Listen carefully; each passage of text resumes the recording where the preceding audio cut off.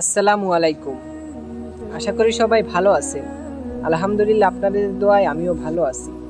তো ইদানিং আমাকে দেখতেছেন টুপি মাথায় বা ক্যাপ মাথায়, অথবা ইসলামিক কথা বলতেছি, সবার সাথে ভালোভাবে কথা বলতেছি, সুন্দর ব্যবহার করতেছি। আগে অবশ্য ব্যবহার ভালো ছিল, কিন্তু ইসলামিক কথা, এই যে নামাজ কালাম, এগুলা ছিল না। আল্লাহ রহমত করেছে ইনশাল্লাহ। আল্লাহর এই রহমত যেন আমি ধরে রাখতে পারি। সবাই দোয়া করবেন। আল্লাহ যখন যাকে হেদায়েত দেয়, আল্লাহ নিজেই ভালো জানেন কখন কাকে দেবেন, সে মানুষটা জানে না। আমিও এক সময় জানতাম না যে আমি এভাবে পরিবর্তন হব। তো আমি আসলে পরিবর্তন হয়েছি একটা কারণে, অনেক রহস্যজনক একটা কারণ। সে কারণটার কথা অন্য একদিন বলবো, কিন্তু আজকে শুধু বলবো যে আপনারাও সবাই আল্লাহর পথে আসুন। যারা মুসলিম আছেন, মুসলিম থেকেও যারা আল্লাহর অনুগত্য থেকে বঞ্চিত আছেন, মানে নামাজ কালাম পড়েন না, রোজা রাখেন না, আমি আপনার পাও দুটা ধরে বলি, ভাই আপনি আল্লাহর পথে ফিরে আসুন। আল্লাহর নামাজ কালাম পড়ুন, মানুষের সাথে ভালো ব্যবহার। এই দুনিয়াতে হয়তো বেশি দিন বাঁচবো না। আমরা তো দেখতেই পারতেছি যে আমাদের পূর্বপুরুষেরা এসেছিল, চলেও গেছে। হয়তো আমাদের কারোর পূর্বপুরুষেরা অনেক অনেক কিছু রেখে গেছে, যেমন টাকা পয়সা, ধন দৌলত, জায়গা জমি, অর্থ সম্পদ, অনেক কিছুই রেখে গেছে। তারা গুছিয়েছে অনেক কষ্টে,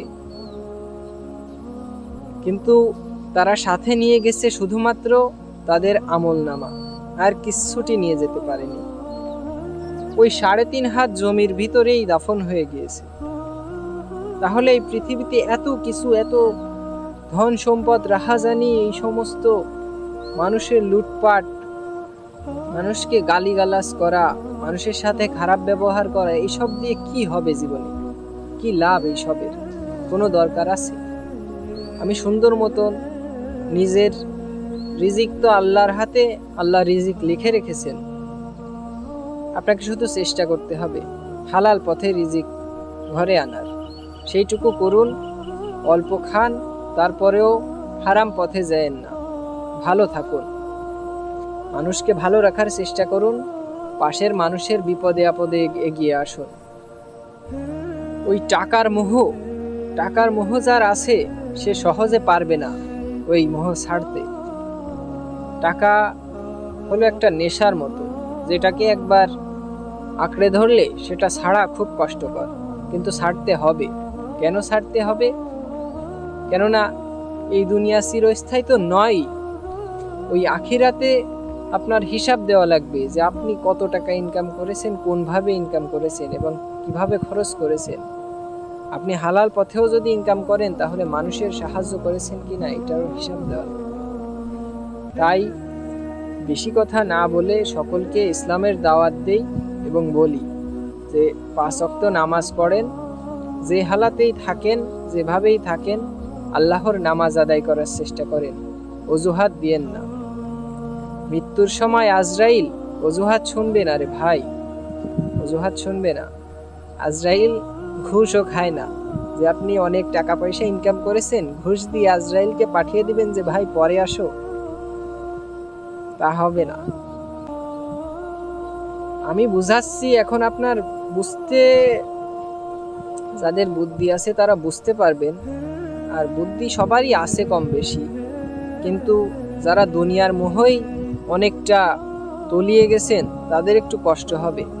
তাদের মনে হবে এই ছেলেটা কয়দিন আগেও তো গান বাজনা দিয়ে টিকটক মিকটক ভিডিও বানাতো, এখন হঠাৎ করে এত বদলে যে আমাকে জ্ঞান দিচ্ছে। তাই জ্ঞান দেওয়ার কোনো বয়স নাই।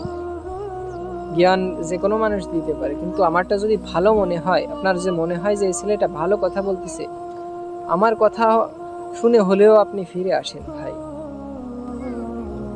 তো কারোর ভাগ কেউ নেবে না।